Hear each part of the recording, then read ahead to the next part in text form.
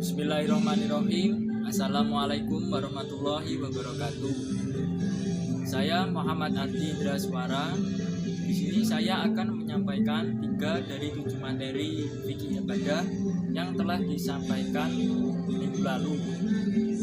3 materi yang saya sampaikan yaitu najis, hadas kecil, dan hadas besar.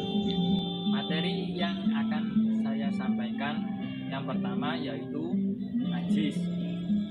Najis adalah suatu benda kotor yang mencegah sahnya mengerjakan suatu ibadah yang dituntut harus dalam keadaan suci, seperti sholat dan tawaf, atau sesuatu yang dianggap kotor yang dapat menghalangi kesohihan dalam sholat. Jadi najis itu adalah benda kotor yang menempel pada tubuh kita, maupun najis yang bersifat cair atau yang padat. Jadi jika terdapat najis di dalam pakaian atau tubuh kita, harus kita bersihkan atau kita ganti pakaian kita. Yang selanjutnya macam-macam najis. Macam-macam najis ada 3 macam, yaitu najis mukhafafah, najis mutawasito, dan najis mughalladzah. Materi pertama yang saya sampaikan yaitu najis mukhafafah. Najis mukhafafah yaitu najis kecil atau ringan. Cara menghilangkannya adalah dengan cara dibilas air. Jadi cara menghilangkan najis mukhafafah tidak perlu pakai sabun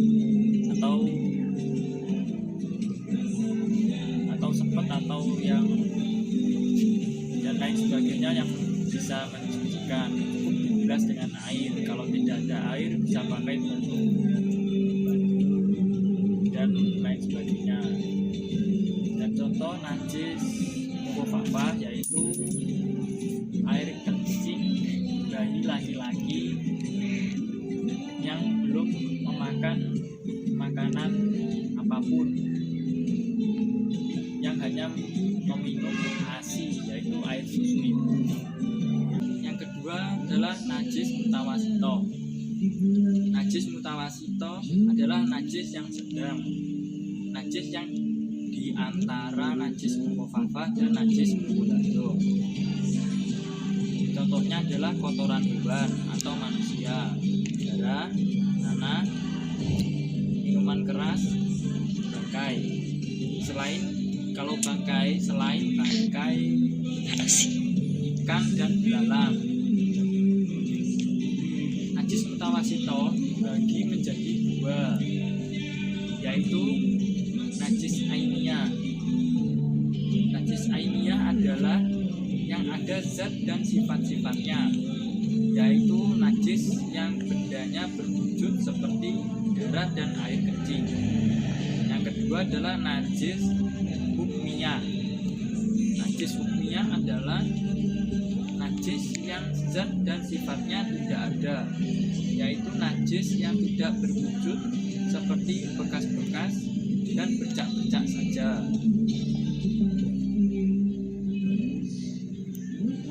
Yang ketiga adalah najis mughalladzah. Najis mughalladzah adalah najis yang besar sekali, yang timbul dari najis anjing dan babi, yang digolongkan yaitu air liur anjing maksudnya, yang mengenai barang atau diusapkan kepada benda yang terkena najis tersebut. Jadi najis mughalladzah itu najis yang sangat besar, sangat berat hukumnya. Cara mensucikannya juga, kalau terkena anjing itu harus mandi 7 kali dengan bersih pakai sabun. Itu contoh kecilnya saja. Materi yang selanjutnya atau materi yang kedua adalah hadas kecil. Hadas adalah keadaan badan yang tidak suci dan dapat dihilangkan dengan cara berwudu, mandi wajib, wajib, dan tayamum. Tidak sah bagi orang tersebut melaksanakan ibadah. Contoh ibadahnya adalah sholat, tawaf, dan iktikaf. Jadi ya, orang yang terkena hadas itu orangnya tidak suci, dan hadasnya dapat dihilangkan dengan cara berwudu kalau hadasnya kecil, mandi kalau hadasnya ya gak kecil gak besar alias sedang, dan mandi wajib kalau hadasnya sangat besar sekali. Atau tayamum itu dilaksanakan jika darurat tidak ada air, bisa melakukan tayamum.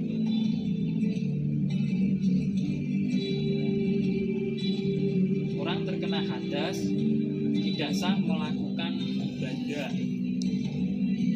ibadah yang dicontohkan adalah sholat. Jadi sebelum sholat kan kita harus tawaf juga. Sebelum tawaf kan harus sucinya dalam arti ya juga berwudu.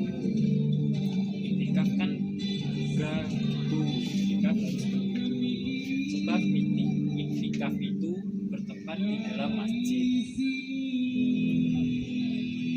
Yang selanjutnya adalah hadas kecil, yaitu suatu kondisi pada seseorang yang tidak suci menurut syara atau agama dalam keadaan tertentu yang berasal dari dirinya dan harus disucikan dengan cara berwudu, atau jika tidak ada air digantikan dengan tayamum. Nah, ini hadas kecil bisa dihilangkan dengan berwudu atau tayamum, sudah dijelaskan tadi.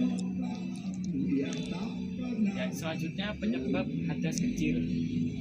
Penyebab utama keluarnya sesuatu lewat kemaluan, baik dari bubul atau dubur, yaitu berupa air mani, mazi, maupun kotoran, kentut, dan lain sebagainya. Yang kedua, tidur tidak dengan duduk tegak. Tidur dapat membatalkan wudu jika tidur sampai membuat hilang kesadaran. Maksud tidur tidak dengan duduk tegak ini yaitu ketika kita tidur dengan berbaring, nah itu bisa membatalkan wudu. Jika tidur tegak tapi tangannya bersandar kepada tembok atau bersandar atau buat sandaran kepala lah, nah itu wudunya juga batal karena duburnya itu membuka dengan sendirinya ketika kita bersandar ke tembok atau menyandarkan kepala. Kan duduk tegak seperti ini, nah, kita menyandarkan kan, kalau menyandarkan jadi begini otomatis duburnya itu membuka, jadi menimbulkan kentut, bisa membatalkan wudu. Dan yang ketiga adalah hilang akal berupa mabuk atau minum homer, sakit dan pingsan. Yang keempat adalah menyentuh kemaluan, contohnya zakar pria dan faraj perempuan dengan telapak tangan. Maksudnya telapak tangan ini ya yang ini loh, epek-epek. Jadi kalau ini menyentuh bagian kemaluan ini langsung batal.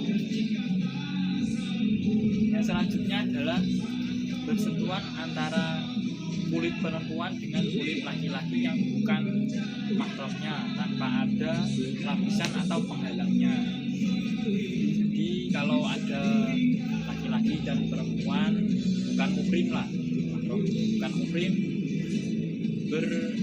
berpapasan sehingga bertemu antara kulit seperti ini, nah itu wudunya bisa batal, harus mengulangi wudunya kembali. Setelah itu cara mencucikan hadas kecil. Yang pertama adalah berwudu, yang kedua adalah tayamum.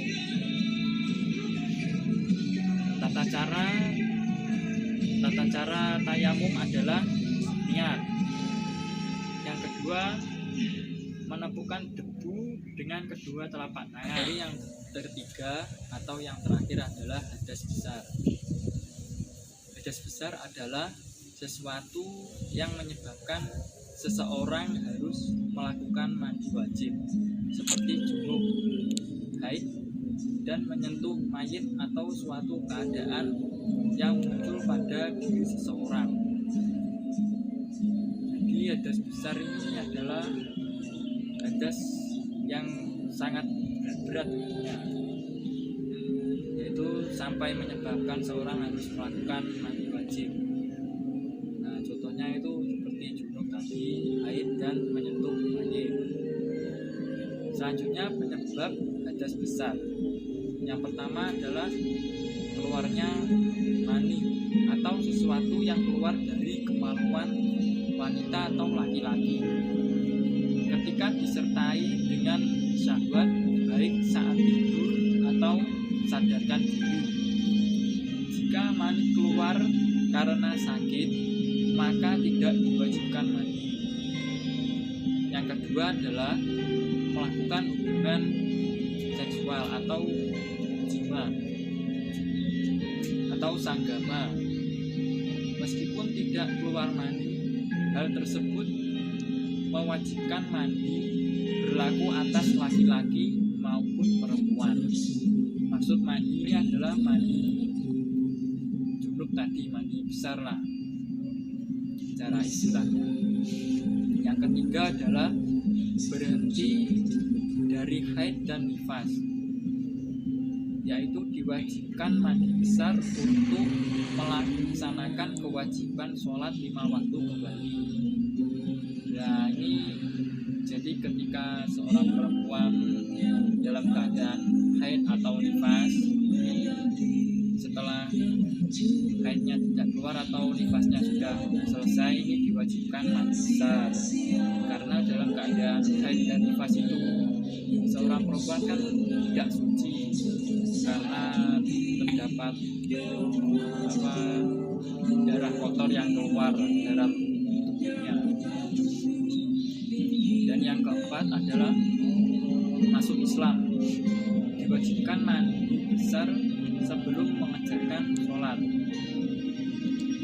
Maksud dari masuk Islam ini adalah seorang kafir atau orang non-muslim yang baru mu'alaf masuk pertama kali Islam. Nah, itu setelah melakukan syahadat biasanya itu langsung diwajibkan oleh mandi besar. Dan yang terakhir adalah meninggal dunia. Ketika meninggal dunia itu mengapa diwajibkan mandi besar?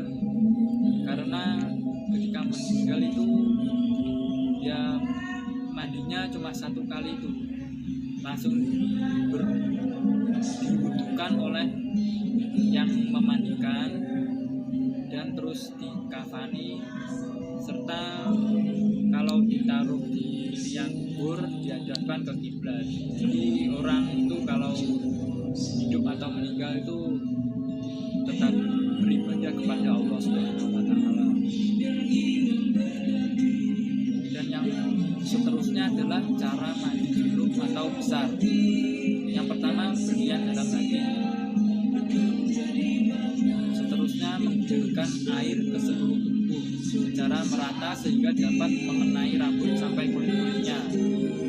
Maksud dari menggulirkan air ke seluruh tubuh ini adalah airnya ini digulirkan dulu, digulirkan dari rambut sini, dari atas lalu ke bawah. Jadi tidak ke bawah dulu, tidak, dari atas gulirkan, pakai air dulu, air, nanti setelah air merata baru pakai sabun. Kalau rambut pakai sampo, kalau wajah pakai facial foam. Nah, ini bisa.